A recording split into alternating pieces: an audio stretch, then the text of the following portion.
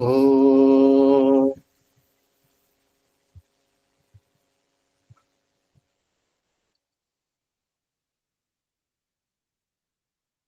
Vagarthaviva samprukto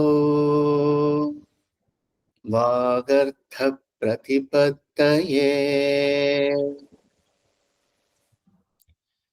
Jagatah pitarau vande Parvati Parameshwarau Jagatah pitarau vande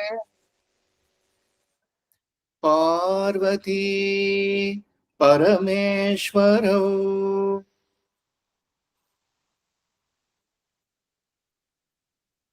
Vandesham Paumapatim Suragurum Vande Jagatkaranam Vande Pannagabhushanam Mrigadharam Vande Pashunam Patim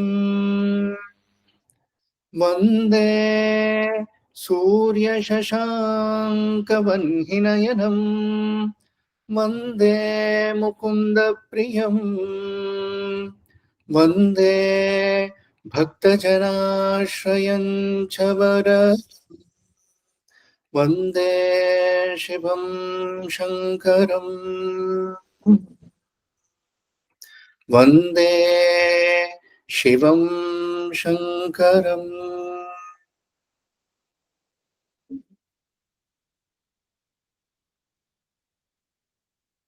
Welcome everyone to today's session of Shivanandalahari. In the last session, I think we have come so far as I think completed about 6 verses, or I think we were in the 6th verse. So far, we have in the past 5 verses covered the invocation, the essence of Shivananda Lahari, and the guna of Seshwara, Parameshwara in his form. What are the attributes of Paramatma in his form as Lord Shiva? And why is he the object of adoration for Shivananda Lahari, right? And we have also, following that, understood the limitations of the jiva, the sadhaka, who is not well versed in many aspects, but yet considering that you are the Pashupati, Pashunam Pataye Namaha, right? In Rudra, it comes. And we understood what does it mean to be a Pashu? What is the reference over here? And why is man kind of like, considered like you're a Pashu, right? We went through that. And in the verse that we started discussing, now Shankaracharya is addressing whom he calls as intelligent, Sudhihi. And we saw in that aspect his references to many of the metaphors and similes and examples, so to say, that are used in Nyaya, Tarka, right? All of these streams. In logic, basically, we apply a lot of arguments. Why do we do that? Man is innately trying to figure things out, make sense of everything. And one of that is like trying to understand how the universe operates, what is happening over here, and how do we make sense of all of this, right? So that is one of the key aspects of interest for a human being. In the course of that inquisitiveness, in the course of that inquiry, there have been several streams of philosophies and approaches that have been developed. And in India, especially the Shad Darshanas, we spoke about the Shad Darshanas, right? And as part of those Shad Darshanas, the Nyaya, Vaisheshika, Sankhya, Yoga, and Uttaramimamsa and Purvamimamsa, right? So, Purvottaramimamsas. All these 6 darshanas, how the interplay amongst them happens to kind of like, figure out. And as part of that process, we looked at all of these examples. Ghato va mritpindo rappi anurapi cha dhumognirachalah pato va tanturva pariharati kim ghora shamanam vritha kanthakshobham vahasi tarasa tarkavachasa padambhojam shambhor bhaja paramasaukyam vrajasudhihi. So in this, he says, hey Sudhihi, O intelligent person, ghato va mritpindaha anuhu api cha धूमः अग्निः अचलः घटो वा तंतुर्वा घोरशमनं परिहरति किम् तर्कवचसा वृथा वृथा तर्कवचसेन कंठक्षोभं वहसि वृथा तर्कवचसा कंठक्षोभं वहसि leave that शंभोः पदाम्भोजं भज तेन भजनेन तेन तरसा paramasaukyam vraja. Tarasa, very fast, very quickly, paramasaukyam vraja. So there are like 2 nirdeshanas that have been given over here. One, bhaja, vraja. So what is Shankaracharya talking about here? In the last class, we went through these aspects of, the ghata, the pot, mritpinda, clay or mud, right? The clump of clay, the lump of clay, or the mud from which the pot is made. There are so many intellectual arguments that people get into, asking like, is it a pot or is it mud or clay? Is it a pot? Is it clay? How do you distinguish? You look at a bangle. Is it a bangle or is it gold? Right? So we saw about the upadana karana, nimitta karana, agantuka karana, all of this. If we talk about just the lump of clay, depending on which perspective people are going to argue about, it becomes the lump of the clay is upadana karana, and then the potter becomes the nimitta karana. He's the creative force behind it. Now, if someone is looking at it from a Maya pradhanyata, from a Maya pradhana perspective, then Maya becomes upadana karana and Brahma becomes the nimitta karana. But if another philosopher looks at it from the Brahma pradhanyata, Parabrahma, from his perspective, then they argue saying that no, it is Parabrahma who is Upadana and Maya is the Nimitta Karana. We can continue to argue on all of these things till the end of days to come. Is it what is the composition of it? Is it Anu? Is that like the most primordial kind of like an element that has been formed? They will say, no, it is neither clay, it is not, nor a pot. It is Anu. It is all made of Anu. This pot that you consider is made of clay is not even that. It is of Anu. Bertrand Russell in his, it's an amazing, outstanding book, The Enquiry into Meaning and Truth. And in that, Bertrand Russell, he talks about how we all start with a very base level of knowledge that is derived from our experience, right? We infer from our experiences. We hold a stone, you hold a piece of cotton, you hold a piece of sponge, and then we say, oh, the stone is hard, the sponge is soft, the cotton is like, it's just so weightless and all of that. And then we operate off of that assumption, of that experience. But then he says, like, science then reveals another layer, that the hardness of the stone is not innate of the stone, it is because of these factors. Or the softness of the sponge is because of all of these factors. And then we understand, oh, so this is why the stone is hard or the sponge is soft. So even then, we can say that no, it is not this, it is not that, it is Anu.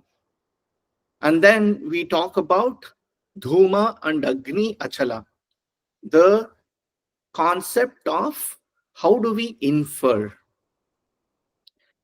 Pramana, what is the proof? So there are different arguments that have been propounded, even for these lines of thoughts. There is Pratyaksha Anumana. Pratyaksha is like, okay, I am seeing it, I see it, and therefore I can vouch for something. I can vouch for a particular statement. I am seeing that the sun has rised, and therefore I'm going to say it is daytime now. Why? Because I'm seeing it. Pratyaksha. I'm experiencing the light all around me. Anumana, dhumogni rachalaha. Dhuma is smoke, Agni is fire, Achalaha is hill. So what is happening when talking about Pratyaksha Anumana? One of the examples they give when talking about Anumana Pramanya is there is a hill in the far side, and there is smoke coming out of the hill. So my doubt or my inference of that is that there could be fire over there. Why am I inferencing that? Because in Pratyaksha, I have seen that when there is a fire, there is smoke. And therefore, something is happening over there. There is a fire over there. I have taken my past experience and I'm superimposing that to arrive at certain conclusions about the observation of the phenomena that I'm looking. I'm drawing what is happening over there. Patova, tanturva. Is it a cloth or is it thread? So you want to get to the root of everything. You want to understand, you want to go to the base of all aspects of phenomena that you are seeing around you. You want to argue whether this is a piece of cloth, or is it just an arrangement of threads in a particular manner, or even more basal, it is just all cotton. If it is cotton or whatever is the material. Is it a cloth or is it a assembly of threads? Right? And Acharya here says, all of this, Ghatova, Mritpindaha, Agnihi, Achalaha, Patova, Tanturva, Yetat Sarvam, Ghora Shamanam Pariharati Kim. Ghora Shamana. Shamana here, in the context of this particular verse, is one who puts everything to rest. Who is the one who puts everything to rest? Mrityu. There is no distinction for him. You can be a multi-millionaire, you can be an utter pauper. He does not distinguish. When it is time, it is time. You can be living in North America, you can be living in Africa, it makes no difference. You can be a human being, you can be an insect, you can be an animal, a wild animal, domesticated animal, no difference. Everyone has to pass away. If you have been born, you have to die, right? Ghora, he has no mercy at all, very fierce, very scary, right? Pariharati Kim, all of these arguments that you are doing, continuously kind of like, trying to one up the other, does this get rid of your death or the fear of death? Oftentimes, I have referred to the Pasha when we were talking about the concept of Pashu, and Pasha spoke about the three aspects of Bhaya, Shoka, and Moha. Right? There is fear, there is Shoka and Moha. Does all of this argument get rid of all of those things? Are you able to get past all of that? That is the fundamental question we have to keep introspecting on. And it is not just true about all of these logical statements. Not that there is anything fundamentally wrong in being inquisitive. There is nothing fundamentally wrong in being curious, in trying to understand. Absolutely. The whole aspect of even these forms of Deva Radhana, whether it is through Jnana, Bhakti, karma, vairagya, all of this emerged out of that inquisitiveness. Absolutely. But we forget what is the end point of all of this. What should be the ultimate goal of all of this? The ultimate goal of all the pursuit of knowledge, the internalization of all of this knowledge, the way we immerse ourselves and become one with all of this, should result in ultimately Jivan Mukti. That is like being in a state of equanimity, constant in this life. It's extremely hard, but it is possible. There is a very famous instance that I'm sure most of you would have known or are already aware, where Ramana Maharshi, when he had to be operated upon, he was like, I don't need any anesthesia at all. He was talking, he was giving a discourse. The doctors were like, we need to get you up. He said, like, yeah, sure, go ahead, do it. I'm not going to stop you. You want to treat this body, do whatever you want to do, because I don't associate myself with this body. It doesn't matter to me. So like, we'll have to give you anesthesia. You cannot give a discourse. It's like, no, why? Are you worried that it's going to hurt me or I'm going to be in pain? It doesn't matter. Continue, do what you want to do. So the doctors are like, performing the treatment, and they are so scared. They're like, Swami, are you okay? And he's like, you look at me. Do you feel that I'm in pain? We get so agitated at the simplest of the factors. When someone does not agree with what we say, when someone does not accept what we want them to accept,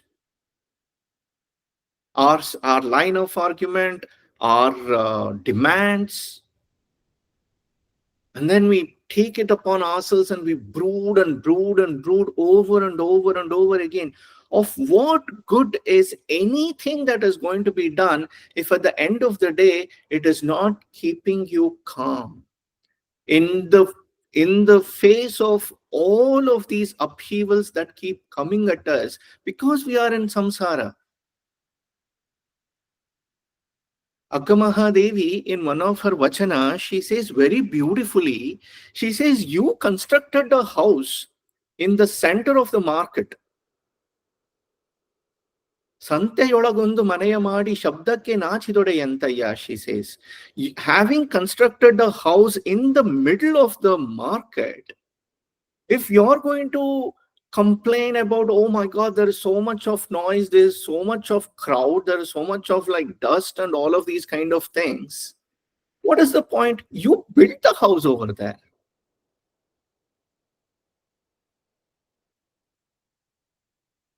So, having been part of this samsara, knowing that there is always going to be differences, there is always going to be someone or the other who is not going to agree, who is not going to be perfect for us, there are always going to be pain. There is always going to be pain. There are always going to be challenges. Why don't we try to be calm and patient and resilient about all of these things?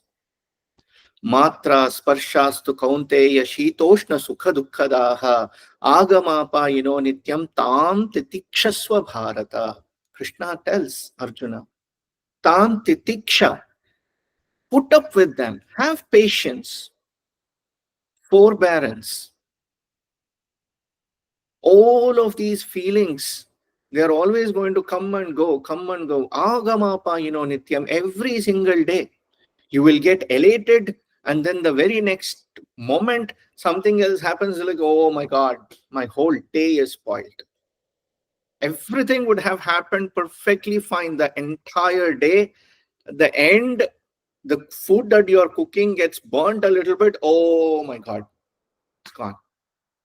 Or somebody tells something, oh my god, they told this to me, my own entire day is spoiled. So easy for us to, like, fall off the cliff. What is the point of knowing everything, no matter how much stotras and this and that, everything that you might say and narrate, at the end of the day, if it is not giving you peace, or at least enable you to introspect and ask yourself, I'm doing all of this, how have I become as a human? Am I more kind? Am I more loving? Am I more forgiving? Am I more understanding of people around me? If I'm not even able to do that, of what point are all of these things? So while Shankaracharya is talking about just the death, but the death is not just the physical aspect of the body falling down. Every moment to moment when we are constantly suffering and complaining and beating ourselves up, we are dying every single moment to moment. Like, I'm more closer to death than I was at the beginning of the sentence. Every single pause, every single passing moment, we are inching closer and closer to death. Not to make it very morbid, not to become very dejected about it, but all the more, this being the case, how are we going to lead a more meaningful life? And what is more meaningful than being loving and kind and caring towards others? Even those who might end up, like, not agreeing with us. Being equanimous. Sthita prajna is the word that Paramatma uses in Bhagavad Gita.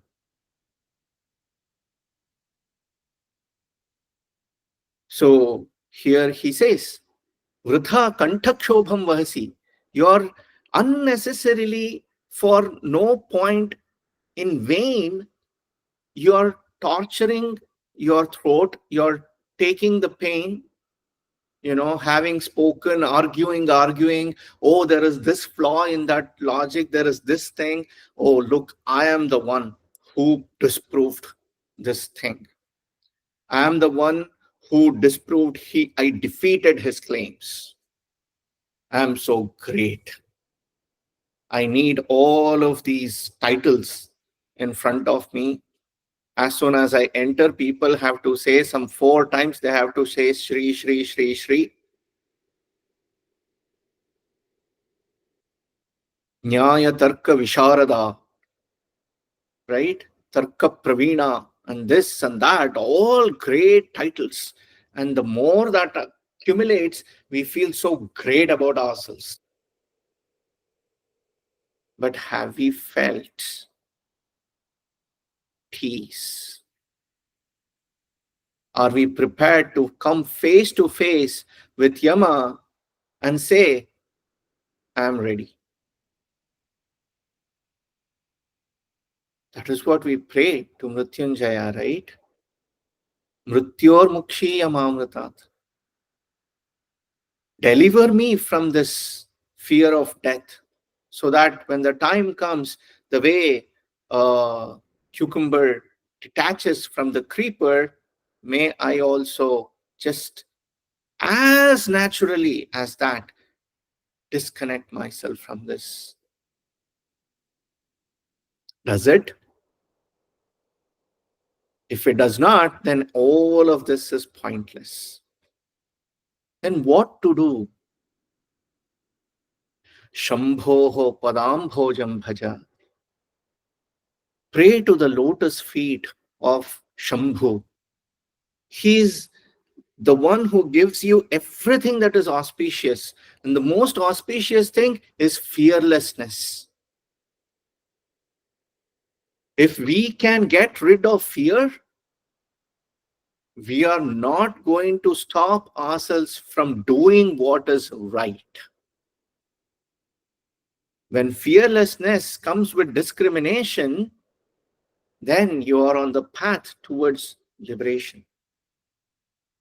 The discrimination of what is Nitya and Anitya, what is Satya and Mithya. And having the courage to go by that, to go by that discrimination, to go by that knowledge and tread on the path of Viveka towards Paramatma, right? That is what is being adhered to over here when he says, Shambhoho padam bhojam bhaja. Kintena. What will happen out of that? It's a directive that Shankaracharya is giving. Bhaja. He's telling. It's a direction, like sing the glories of Shambhu's lotus feet. Just the lotus feet, because that one feet will deliver you from everything.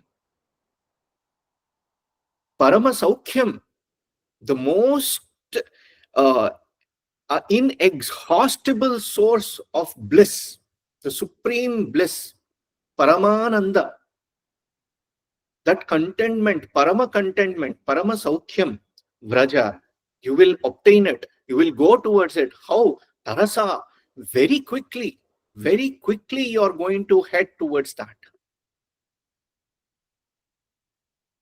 But we have to do it the right way. What is that right way? He talks about that next. Because if you have to bhaja, he also has to explain how to do that bhajana, no? Is it just about like sitting and like, singing bhajans and clapping and glorifying all of it? So in the next verse, he says, no, that is not so. There is more to it. What is it? Manaste padabje nivasatu vachastotrani phanito करौ चाभ्यर्चायां श्रुतिरपि कथा कर्णनविधौ तव ध्याने बुद्धिः नयनयुगलं मूर्तिविभवे परग्रन्थान् कैर्वा परमशिवजाने परमतः तव ध्याने बुद्धिर्नयनयुगलं मूर्तिविभवे परग्रन्थान् कैर्वा परमशिवजाने परमतः.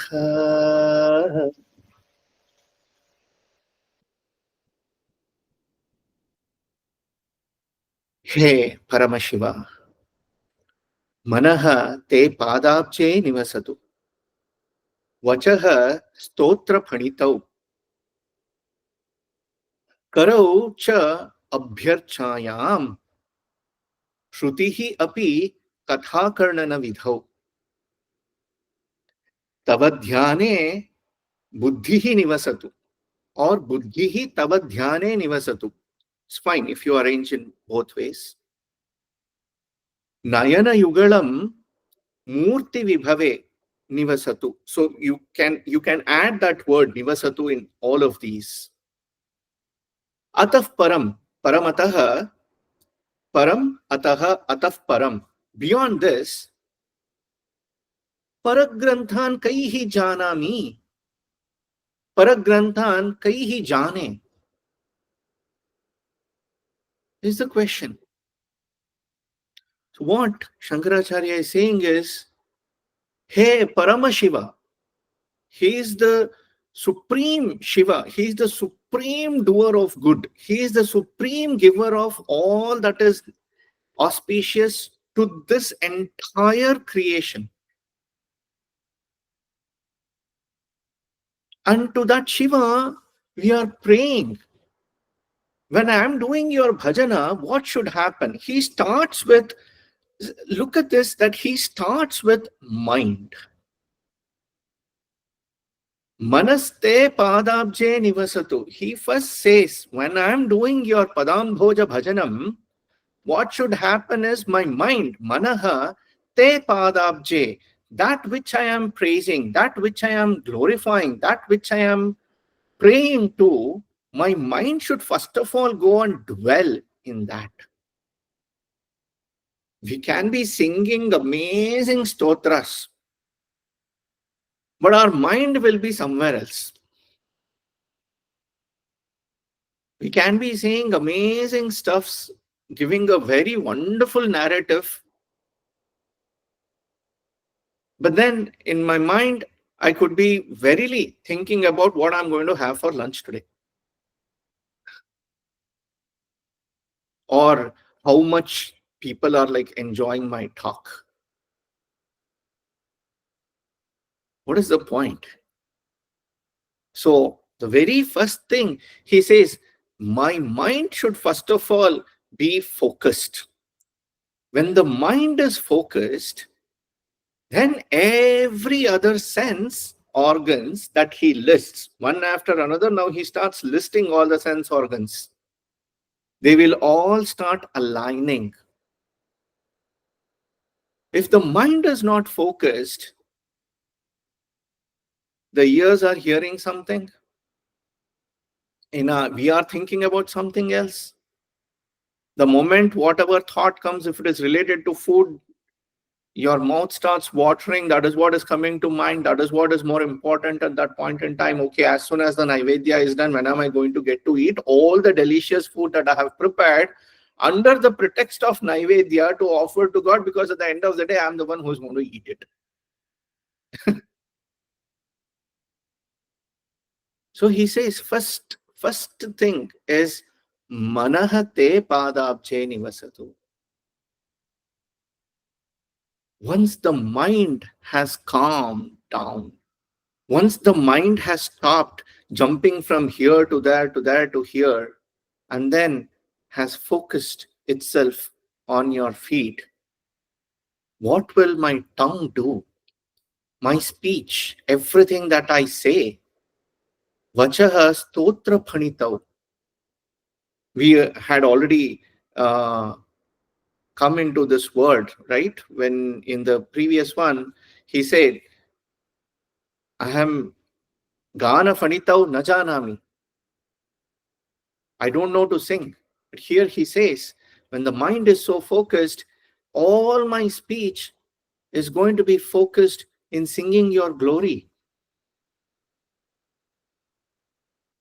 Right? And at that time, what is the hand doing? The hand is abhyarchayancha nivasatu. Abhyarchana. I'm going to keep offering, worships, prayers, whatever it is going to be done. in serving you, basically. Right? Abhyarchayan cha, when that cha is being used, it basically means that etc., etc., etc. Everything, anything and everything that you can do with the two hands, my hands should be busy completely. All the time, my hands are going to be busy worshipping you, serving you. If you're talking about puja archana, right? Bathing you, doing the archana, doing the puja, putting the bhasma, all the ways in which, any which manner that my hands can be engaged in serving you. That is what that cha in the end refers, etc. Abhyarchanancha. Shrutirapi, what about my ears? Katha karnana vidhau.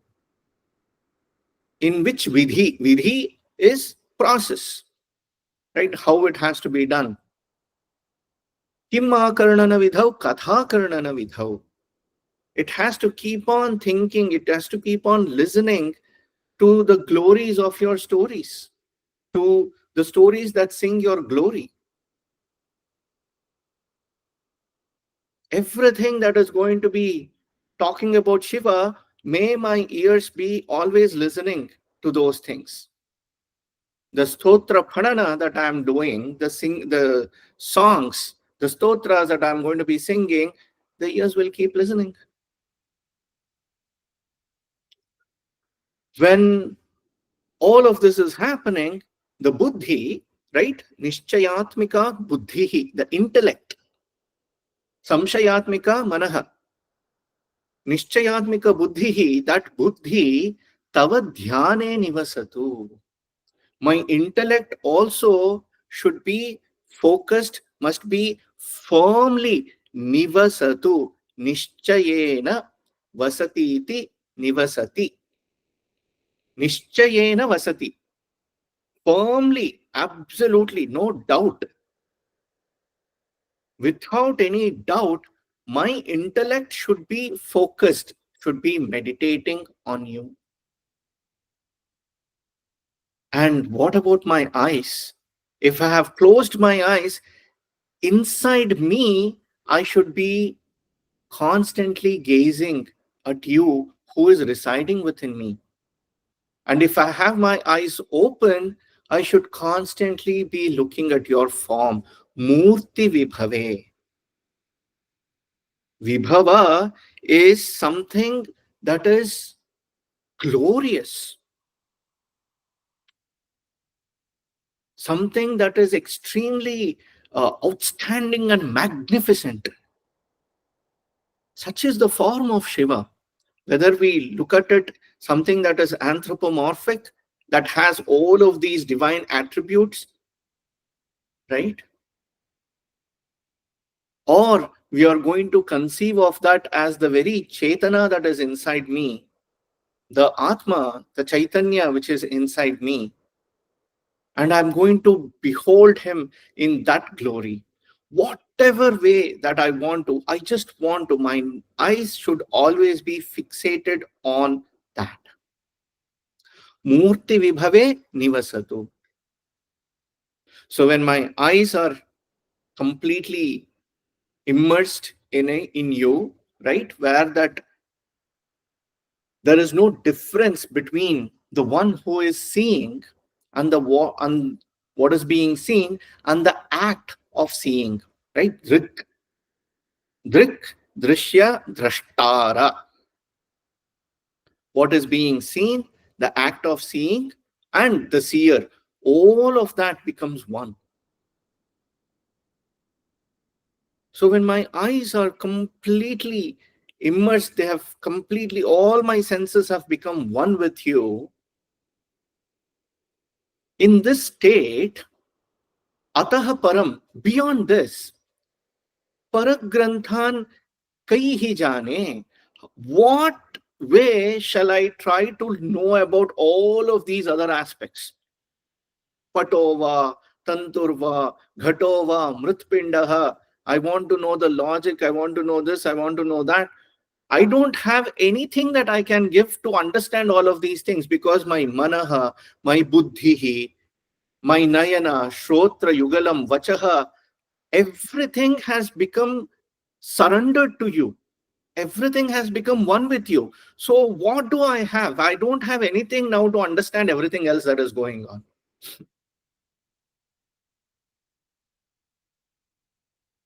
It is not very surprising. Is this possible if one were to ask? Look at the lives of Ramakrishna Paramahamsa, or look at the life of Ramana Maharshi. Over their course of time, they did not sit and like do Shastradhyayana, all the Vedas, Puranas, Shastras, Shaddarshanas.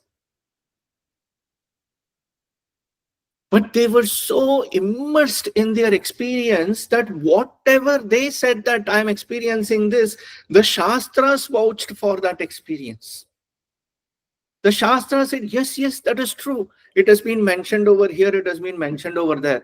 So for a Siddha, for an enlightened human being, there is no need for looking for, proofs elsewhere. The Swatmanubhuti, all the other Shastras will align themselves. That is why in the symbology of Dattatreya or Kala Bhairava, when we talk about Shiva, where he goes, the Vedas, Shastras, everything taking the form of animals like dogs. Why? Because the dog, wherever the owner is going, the dog sniffs and goes. That is why the symbology of dog exists. That any direction in which they go, the Shastras will sniff and try to go and reach, because the Shastras, none of these Shastras, be it Vedas, Puranas, anything can give you the experience of what that Paramananda is, what that Parabrahmanubhuti is. It is like a dog that is sniffing here and there and thinking that this is where my owner has gone, and so I'm going to follow this path. It is so um, almost very humbling that, oh my God, like something that is so hard, how are we ever going to be able to attain? All of this thing that we are doing, is it really going to lead me to him? That is when ultimately that aspect of surrendering comes into picture. That we have to ultimately bow down and say that it's not in my capacity. You please help me.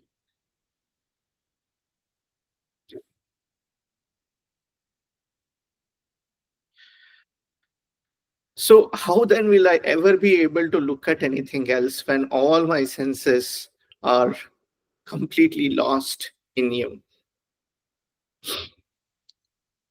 Sorry.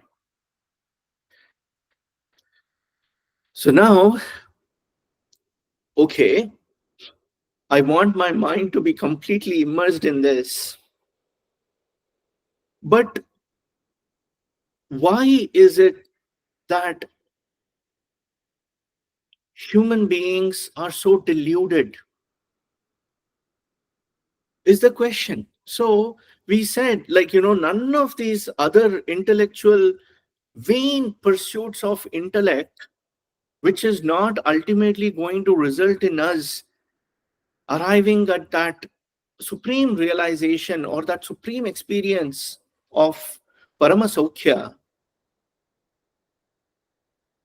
And therefore, we need to completely surrender all our senses, our mind and intellect into understanding, thinking constantly about that power. Why don't people do this? Is the question. Why are people constantly running after something else? This God, that God, some other God. Why? For this question, he says,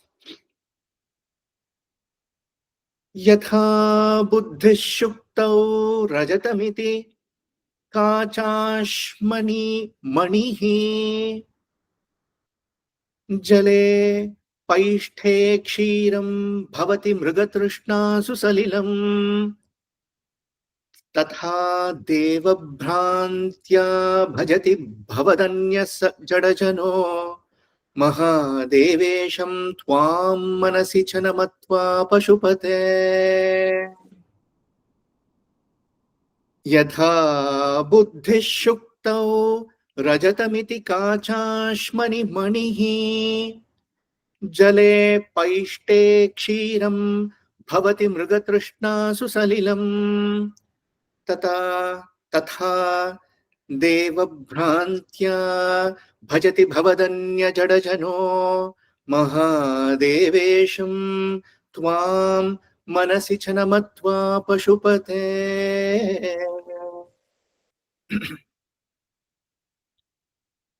says, Hey Mahadeva, Hey Isha, Hey Pashupate,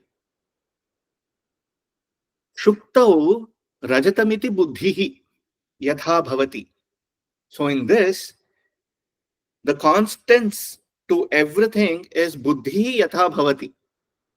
The way we decide with surety, right? We decide with surety. Buddhi Yatha Bhavati Shuktau Rajatamiti. Buddhi Yatha Bhavati Kachashmani Manihi. Buddhi yatha bhavati paishte jale kshiram mृगतृष्णासु सलिलम तथा जडजनः त्वां मनसि न मत्वा त्वां मनसि न matva, not namatva. In a single word, namatva becomes like, praying to you. There is a very beautiful way we can interpret in both ways, but here it is na matva, not considering. Bhavadanyam deva bhrantya bhajati. Someone else other than you. Deva bhrantihi. That is deva bhranti. Devaha iyam iti bhrantihi. This is God. This is God. So that's a bhranti. Bhajati. Deva bhrantya bhajati. Let's start this by understanding. So, what the main purport of this shloka is, O Mahadeva, O Lord of all the creatures, Isha, the Lord of all beings, Pashupate, just as one can misunderstand the seashell, the oyster's shell, to be silver, or misunderstand a piece of glass or an imitation stone to be an actual gem, or one who confuses rice flour that is mixed in water to actually be milk, or like the way we conclude that a mirage over there is actually water. In the same manner, in the same way, Jadajanaha, these foolish men, they mistake various beings, anyone other than you. Anyone other than you is mistaken to be God. And then they pray to them. Deva Bhrantya Bhajati. Namatva, Tvam Namatva, without considering you in their mind, ye te jadajanaha bhavadanyam bhajati. Right? Bhranti is a word that comes up over here. Bhranti is delusion, and it is the foremost significant play of Maya. Maya has two outstanding powers. These powers, they are called avarana and vikshepa. These are the two powers that they say Maya has. What is this? What is Avarana? Avarana is encompassing, covering completely, right? And Vikshepa is morphing it, transforming it. What do we mean by that? Let's understand this Avarana and Vikshepa and Bhranti, right? The interplay of Maya in all of this. If we were to understand that a little bit, there are a lot of amazing similes and examples that Shankaracharya talks about right in this very stotra. But before getting into that, the most common that everyone has heard of is, right, the Sarpa Rajju Nyaya, right? Rajju is rope. There is a piece of rope that has fallen on the floor somewhere, and we mistake that rope to be a snake, or somewhere while walking somewhere around, there is a rope that has fallen. We look at it and we mistake it as a snake. What is happening over here? First, there is Avarana Shakti of Maya, which has masked, which has covered up completely the true reality of what that Rajju is, right? So we are not seeing the Rajju. We are not seeing that it is actually a rope, right? We are not seeing that. So there is Avarana that has been covered off. Is it just covered off? Is it a fact of, is it a matter of just not seeing? No, no. It's not just that. Even more, when you see it, there is a superimposition of something else that has happened. What is that superimposition? That superimposition is that rope does not look like a rope. First of all, right? There is a superimposition, a transformation where in our mind we consider that to be a snake. So both of this has to happen, and then we are now in Bhranti. And when the Buddhi becomes Bhranta, when your intellect becomes deluded, oh my goodness, we get so stuck up about things. This is what is right. This is what, there can be 10 arguments, there can be 10 actual proofs against it. But no, we are not going to believe it, because that is how deluded, when the intellect becomes deluded, it is extremely dangerous. Because then we become so stuck up about everything. And this is what you see happens in a lot of dogmatic, very sectarian beliefs. We become so dogmatic about things. Even though there can be other arguments, we're like, no, I don't want to listen. Everything else is not true. That is the power with which Maya can really encompass you. Avarana and Vikshepa.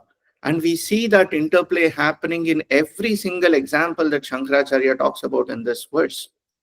He says, Shuktau rajatamiti, yatha buddhihi shuktau rajatamiti.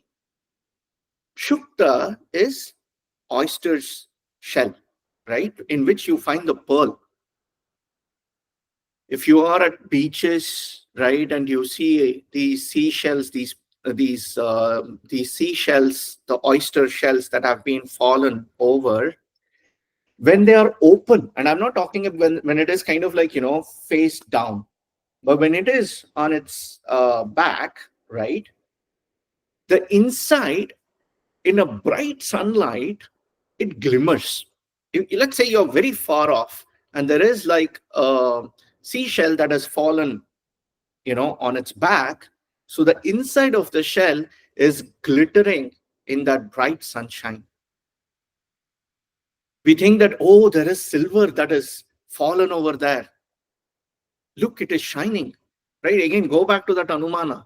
Like, I've seen silver shine in the sunlight. So whatever has fallen over there, it is shining, therefore it is silver. That's why you have the saying, right? All that glitters is not gold. Kachashmani.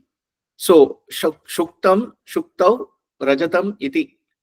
Right? We mistake an oyster shell to be silver.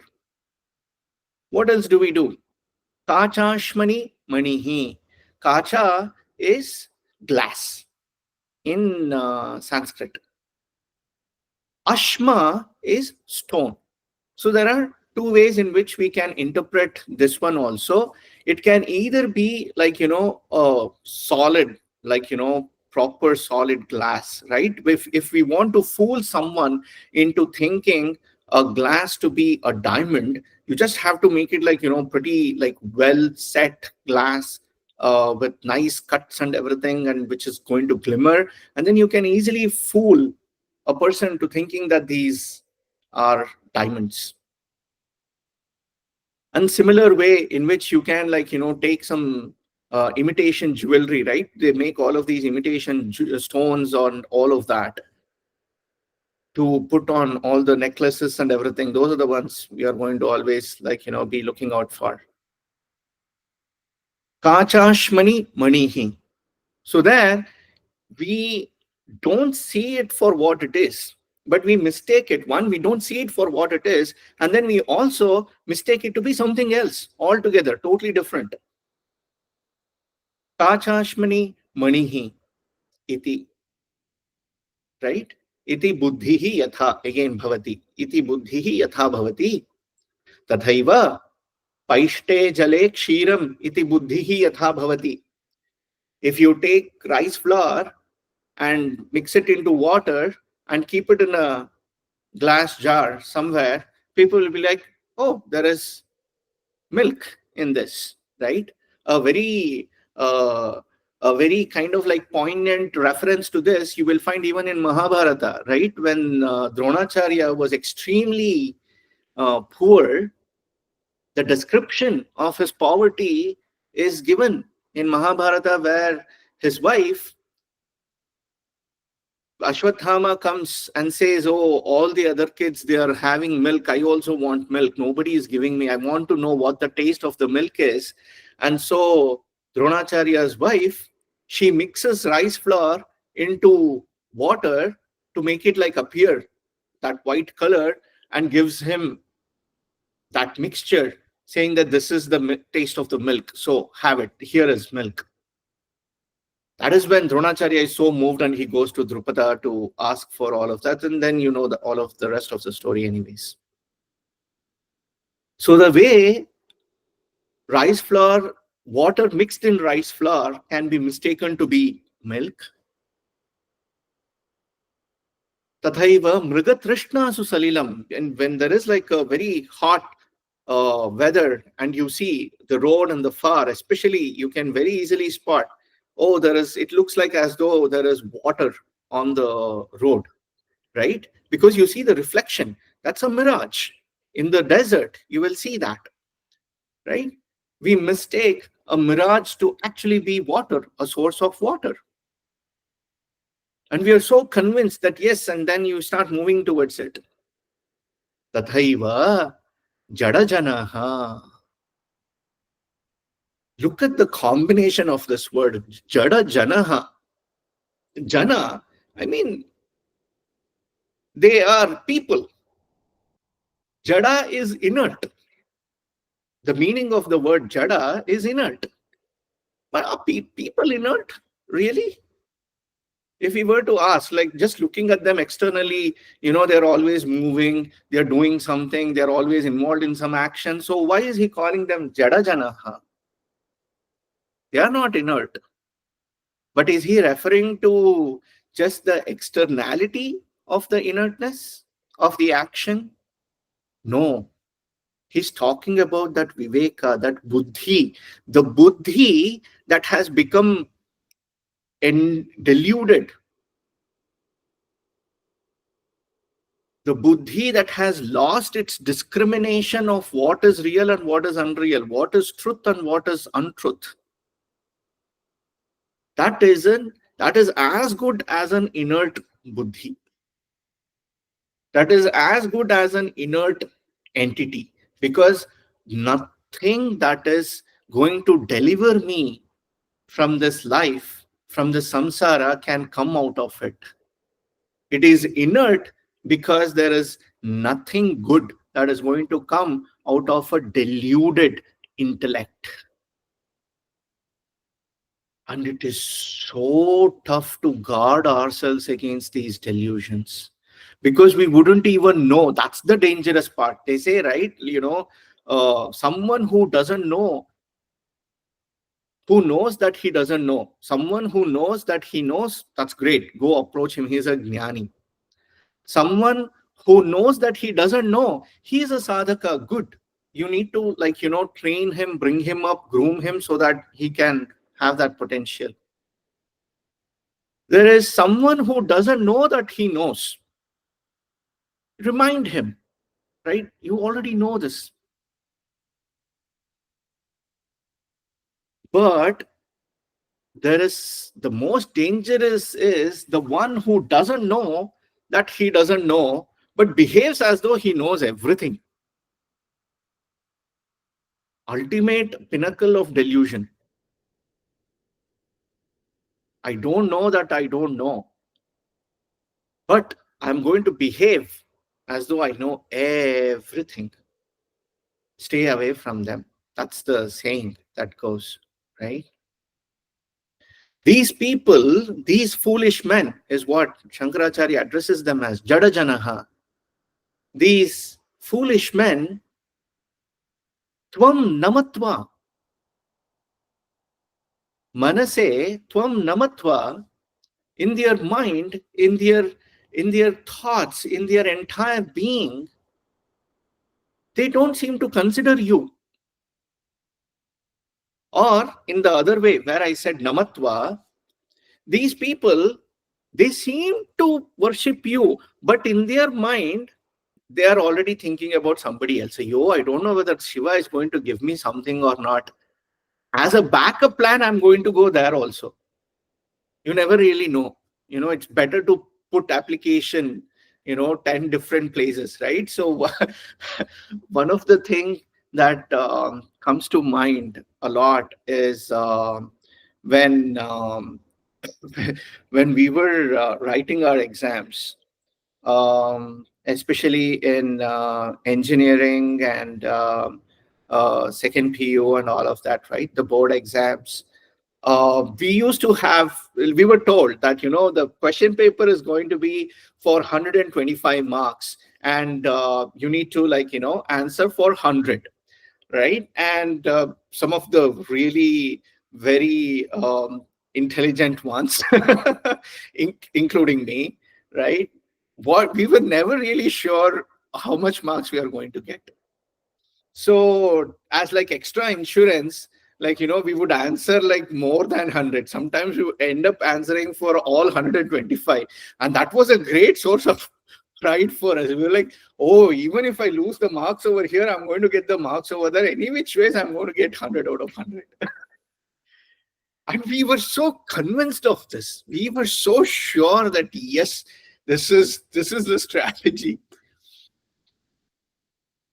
And the futility of all of this, it's funny because it is so true. If we were to introspect, this is what we do with everything, with every relationship.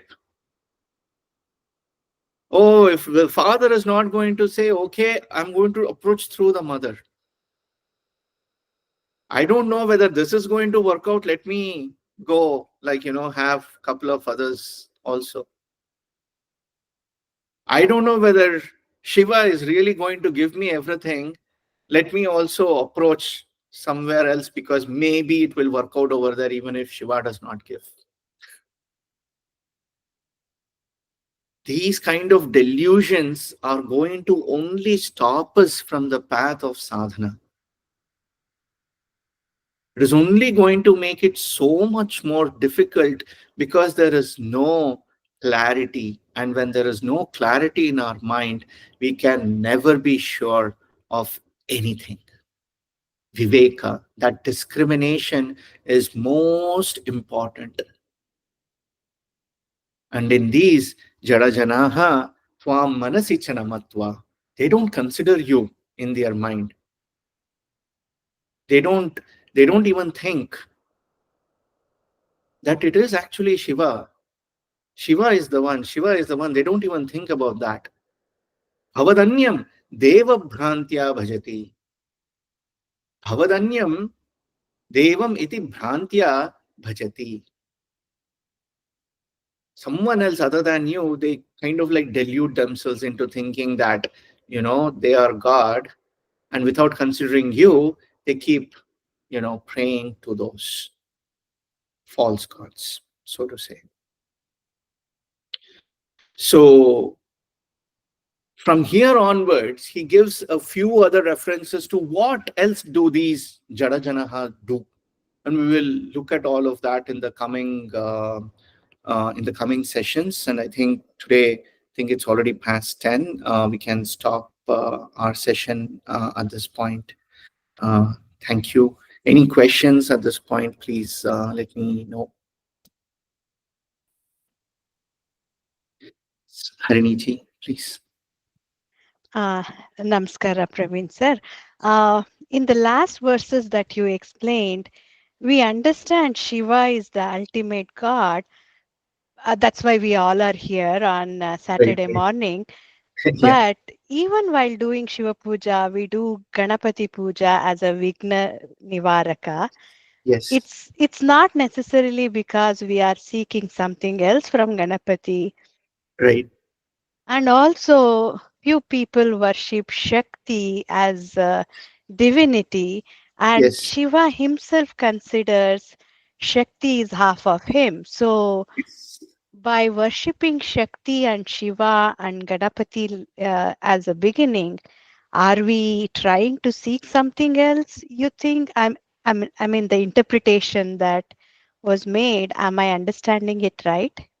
It's a very, very nice question, Hariniji. I'm so glad. I was hoping someone is going to bring it up, and I'm so delighted you brought it up. The true answer to that question can only be given by you,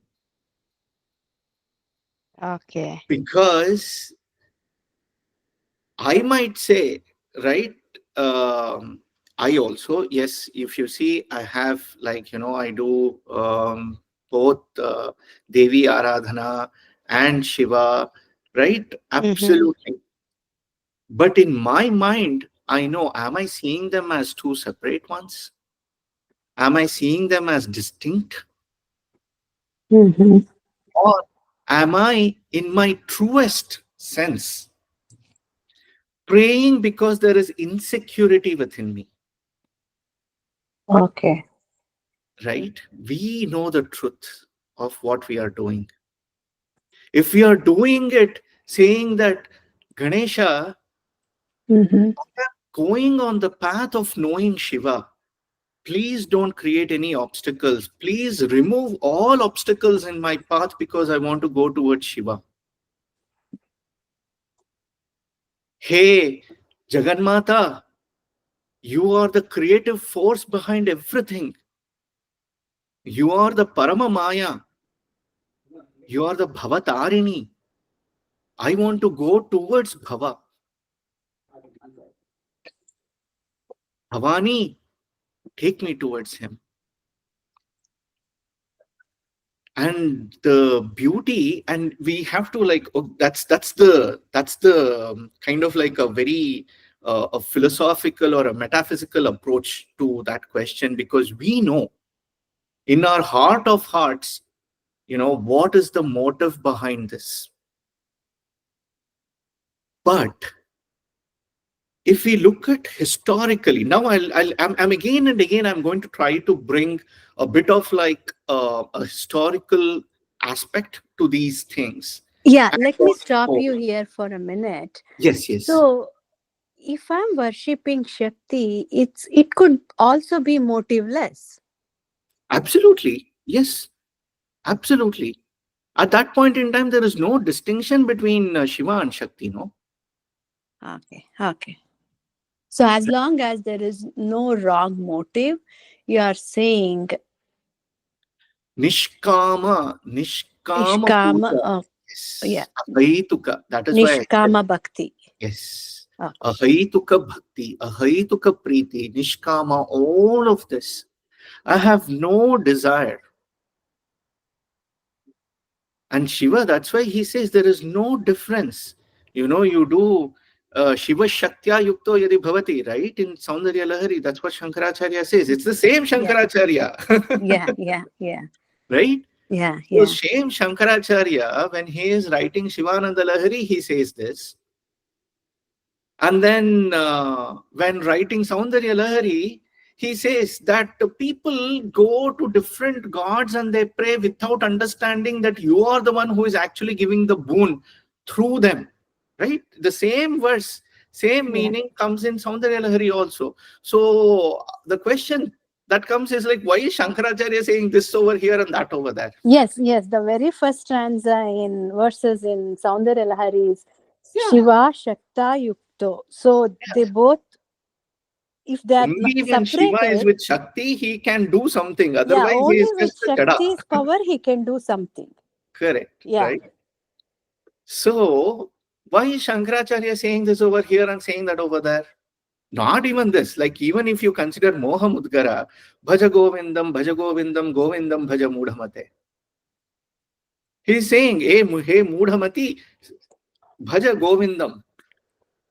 He's like there, he's saying Govindam Bhaja. Here is saying, like, Shiva is the one, pray only to him. There he says, Shakti, you are the supreme. Like, people don't understand that you are the one who is actually giving and they pray to.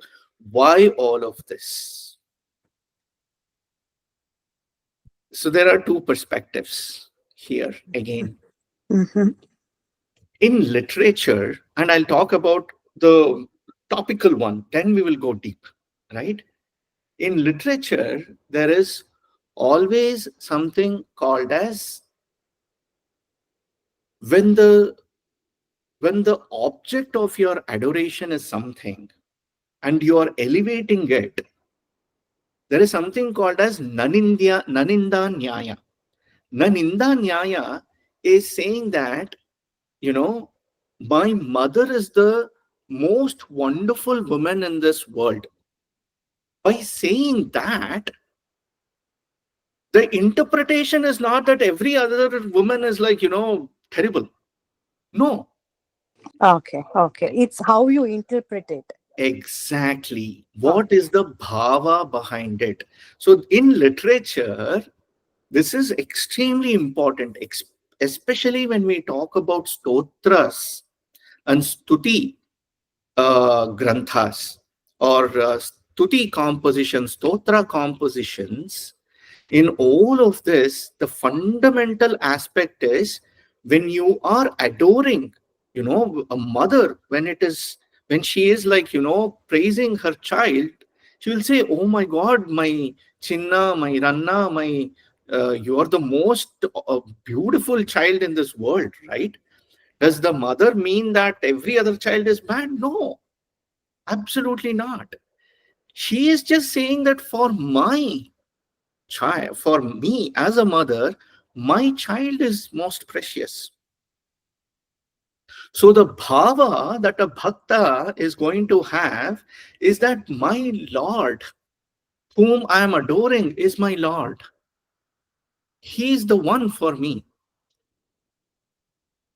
But here is the thing, when it becomes, where does that delusion set in? The delusion sets in when Shiva is like this only, and this is what is Shiva, nothing else. I'm not going to accept anything else. But true sadhakas, truly amazing, like enlightened beings, they will say, where is Shiva not there? I might be looking at Krishna, but I am seeing Shiva over there. I might be looking at Ganesha, but I am seeing Shiva over there. I am looking at Durga, but I'm seeing Shiva over there. Where am I not seeing Shiva? Where am I not worshipping Shiva? When I'm talking to somebody, if there is the Dvaita Bhava that comes in, when no, this is not Shiva, this is Shiva, then immediately we have lost. Okay, That is very why, good interpretation. Thank that you is so why, much. yeah, no worries, absolutely. That is why I said the true answer for that question can only come from us. Yeah.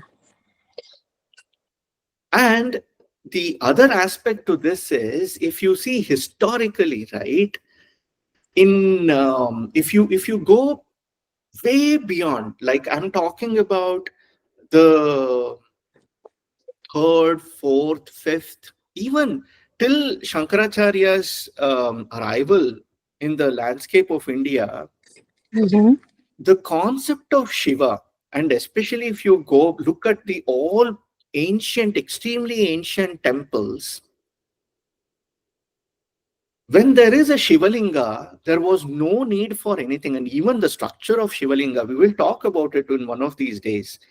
The way, if you look at these ancient, extremely ancient temples, like I'm talking about Kedarnath and all of these, right? Or Gokarna and places like this, if you look at the Shivalinga, it is not the typical Shivalinga that you see, which has like, this kind of like a structure, right? There is like a cylindrical structure on the top and all of this, Yes, even in Kashi, right? by looking at, we can make Exactly. out Yeah, Nandi is built way after the temple has been in correct. existence there. Yeah, Correct. And even that Shivalinga that you see in Kashi, the form, the structure of it, you will see is very different. right. It's formless. Yeah, Correct. Not only formless, but not even the kind of traditional form. Look at the, like, this is, there's a, I'm very curious about these things, and that's why I go digging around a lot. But look at how it is in Somnath. Look at how is it in Mahakaleshwar, right? Ujjaini. There is this sort of a structure.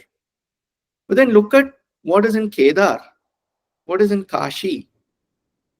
So, what is this difference? So, this is where it is important for us to know that historically, if we go way back, when there was a Shivalinga in the temples, there was no need to have any other deities around it,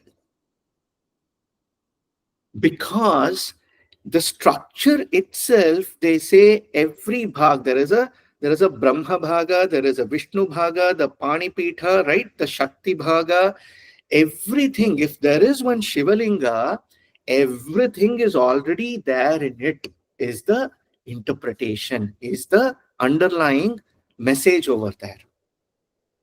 okay, okay.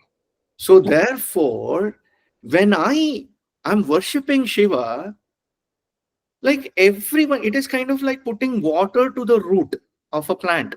If you put water to the root of the plant, the water is going to go everywhere. So the same way, if I am with Shiva, if I appease Shiva, if I am praying to Shiva, what is the need to pray to anybody else? Because everything is Shiva. Mm-hmm. Mm-hmm. Or if Right. you want to look at it from the perspective of Vishnu, everything is Vishnu. We will come to that also. Because further on, in fact, if we look at it again from all the way back from the Vedic times, there is one thing in right in Chamakam, you will see Agna, Vishnu is a word combination that comes.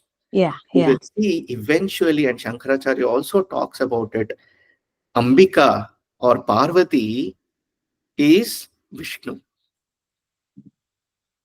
Right. Okay. So nowhere a true sadhaka, when we reach that stage, no, we cannot differentiate. And you will see this again and again, that is explained in different mythological stories. In the most common one that comes to mind is like, in Pandharapura, where Panduranga is there, right? Mhm. There was a Parama Shiva Bhakta who was a wonderful weaver of cloth, and he was like a most staunch devotee of Shiva. And people said no one can weave anything much better than him. And so for Panduranga, if we need to give him that, a cloth worthy for him, he is the one who can do it. But he's like Paramashiva Bhakta, what to do? So they go approach him, they say, please, please, please, like, can you do this? He will say, but I have decided not to look at anything apart from Shiva. So what to do? They say, okay, I'll tie my eyes. The reality, truth, and all of that is different. But the Mhm. essence of this story is very beautiful. That's why I like it. He says, I'll tie my eyes and I'll go to the temple. I'll enter the sanctum sanctorum because I need to measure, right? I need to take the measurement. Right. Yes, yes, yes, please come, please come. So they tie his eyes, and then he comes and he starts, like, touching the form to take the measurements. And he feels like, I feel as though I'm touching Shivalinga. Mhm. And he gets so like shocked. I say, I thought I was here at Pandrapura in the Pandharpur temple, but when I'm touching, it feels as though I'm touching Shivalinga. And then immediately he opens his eyes, and then he sees, then it's Panduranga over there. The essence is there is no distinction when we are at that stage. Okay. Okay. So all of this again and again in all of these stotras, that is the thing that we need to always remember. Otherwise, definitely I would get this question a lot, Yeah. because Yeah. we read Vishnu Sahasranama and it says, oh, this is the one Sahasranama, you do this, Ultimate. everything Yeah. else is fine. Yeah. In Lalita Sahasranama, though, in the Phalashruti, they say, these people without understanding, like they say Vishnu Sahasranama, but out of that, Shiva Sahasranama gives this much of, benefit. But even more than that, Lalita Sahasranama gives this much of benefit. But people don't understand this and they keep singing Shiva Sahasranama, Vishnu Sahasranama. And I would always question, why is this so? Yeah. Yeah. Right? Who's Yeah. true then? Who is true? Correct? Yeah. That's right. But ultimately, when we go forward beyond that, when we go dive deeper and deeper, we'll come to know that, oh, yes, what is not my Aradhya, right? Mhm. Mhm. If I can see him or her everywhere, that is when I am at utmost peace. That's right. Yeah. Thank you so much. You have wealth of knowledge. We are so fortunate we are No, no, listening I'm to you. so delighted. It's always a pleasure when someone questions, because I honestly I enjoy, because it also helps me more, kind of like, it's kind of like the gandha that you have to, like, keep rubbing. The more it does, it also helps me a lot. So thank you so much for this question, Harini. Thank Yes, you, sir. Thank you. there was another question, I guess.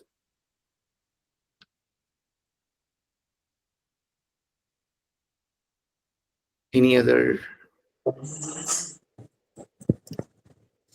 From my end Praveen, questions అయితే లేవండి నాకైతే. But session is excellent. Thank you. మధ్యలో నేను కొద్దిగా phone charge అయిపోతే మళ్ళీ 5 నిమిషాలు అయిందనమాట. Oh, no worries, no worries. Absolutely no problem at all. Vidya Garu. Yeah, Praveen garu, excellent session అండి. And I think Harini garu well said, a wealth of knowledge, Yes. and like an ocean, so if we carry a pot, we get pot filled. If we carry a big barrel, it's barrel filled. So yeah, the more we have such type of questions, I think the more knowledge we gain. Thank you. Yeah, no, I'm gaining a lot from all of this. The more and the more I'm thinking, the more and the more yeah, it's a deeply emotional journey for me going through each of this, and I'm so eternally grateful for this group for asking me to do this and giving me this opportunity. So thank you so much. Thank you, everyone.